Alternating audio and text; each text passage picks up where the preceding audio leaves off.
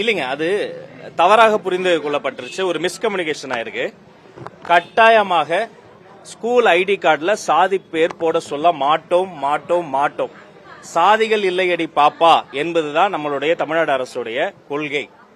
அது அவர் சொல்ல வந்தது என்னன்னா, முன்னாடி எல்லாம் அந்த பேப்பர்ல தருவாங்க, அது மிஸ்பிளேஸ் ஆகும், வெள்ளத்துல அடிச்சுட்டு போயிடும். அது காகிதம் இல்லாம அட்டையில வர்றதுக்கான அந்த முயற்சிகள் போதே தவிர அடையாள அட்டை ஸ்டூடெண்ட் ஐடிக்கும் சாதிக்கு சம்பந்தமே கிடையாது என்பதை உங்கள் மூலமாக தெளிவுபடுத்துகிறேன். எனவே சாதிகள் இல்லடி பாப்பாங்கிறது தான் நம்ம ஸ்டாண்டு. பிறப்புக்கும் எல்லா உயிருக்கும் தான் நம்மளுடைய ஸ்டாண்டு. கட்டாயமாக ஸ்கூல் பசங்களை இந்த மாதிரி சாதி பேர் சொல்லி எல்லாம் எதுவுமே பண்ண மாட்டோம் என்பதை தெரியப்படுத்திருக்கிறோம். அண்ணனும் அதை பத்தி தெளிவுபடுத்தி ஒரு அறிக்கை தரேன்னு சொல்லியிருக்காரு. கூட்டணி கட்சியில் இருக்கக்கூடிய கம்யூனிஸ்ட் கட்சியில் இருக்கக்கூடிய தோழர்களே கடுமையா அதாவது மதிப்பிற்குரிய தோழர் சி மகேந்திரன் கம்யூனிஸ்ட் கட்சியை விட்டு விலகிவிட்ட போதும் கம்யூனிசத்தை விட்டு இன்னும் விலகல.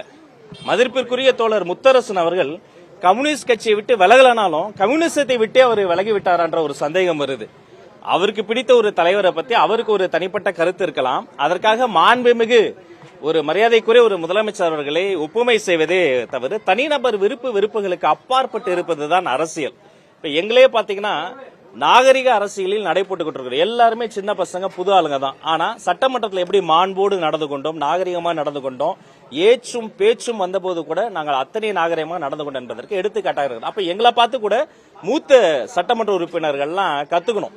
ஒருமையில அவனே ஏய் என்று குரல் கொடுத்த போது கூட அது சட்டப்பேரவையினுடைய மாண்பு கருதி அந்த பேரவை தலைவர்கிட்ட சுட்டி காட்டணுமே தவிர ஒருபோதும் அநாகரிகமான சொற்கள் நாங்க சொல்ல மாட்டோம்.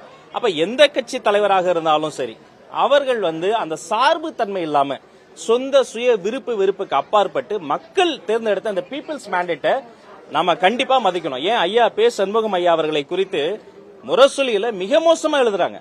சிந்துபாத் கதையா சண்முகம் ஐயா கதை? சண்முகத்தின் உண்மை முகம் 1, 2, 3 போட்டு மிக கேவலம் எழுதுறாங்க. அதை பத்தி என் தோழர் முத்தரசு வாயை திறக்கல? பே சண்முகமும் சி.வி. சண்முகமும் ஒண்ணுன்னு எழுதுனாங்க. அதை பத்தி தோழர் முத்தரசன் ஏன் வாயை திறக்கல? அப்ப சி சண்முகம் என்பவரை திட்டுறதுக்கு ஒப்புமை பண்ணுவீங்களா? அவங்களோட கூட்டணியில இருந்தீங்களா? அப்ப அதை பத்தி ஐயா எதுவுமே சொல்லல.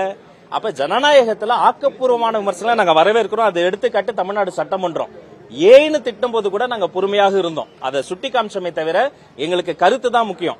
ஆனா இது மாதிரி சுய விருப்பு வெறுப்புகளுக்கு அவங்க இடம் தரக்கூடாது என்பதை உங்கள் மூலமாக நாங்க தெரியப்படுத்திக் கொள்கிறோம்.